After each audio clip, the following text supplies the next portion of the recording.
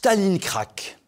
C'est le nom désormais donné à Paris, au quartier de Stalingrad, dans le nord-est de la capitale, devenu depuis de trop longs mois le centre du trafic du crack, cette terrible drogue chimique qui fait des ravages par son coût modéré et son pouvoir addictif extrême. Aujourd'hui, à l'ère d'Hidalgo, la première des dingues de France, le beau ciel de Paris, chanté par Édith Piaf, abrite et fait prospérer tous les trafics.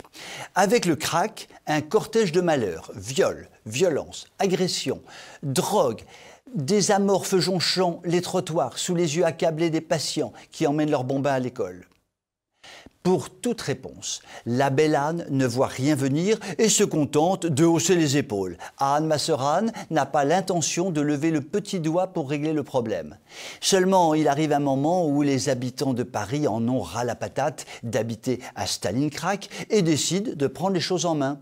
Ces dernières semaines, nous avons donc assisté à des tentatives musclées de reprise du contrôle du quartier par les riverains eux-mêmes qui, pour espérer dormir tranquille et traverser la rue en paix, se sont mis à tirer au mortier sur les dealers de crack. Et là, ça a fait crack boum u et recrack reboum re-u.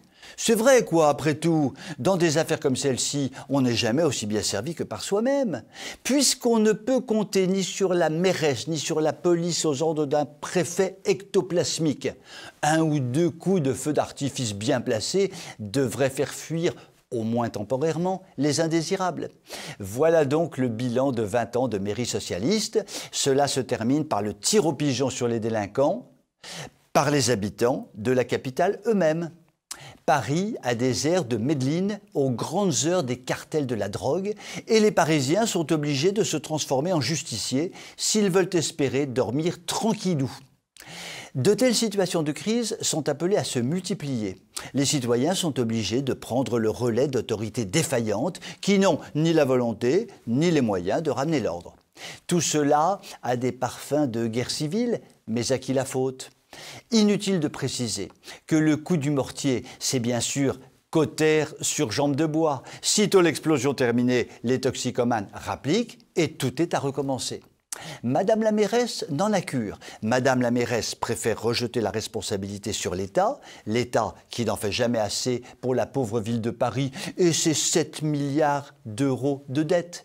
Mais au fait, Madame la mairesse a l'intention de se présenter à la présidentielle. Donc, si c'est l'État qui doit gérer et si Madame la mairesse est élue, il faudra bien qu'elle finisse par s'en occuper de Stalingrad, CQFD. Vous me direz qu'avec des scies, on mettrait Paris en seringue. Eh bien, Paris prend le chemin de devenir une seringue géante. Je vous souhaite une très bonne soirée.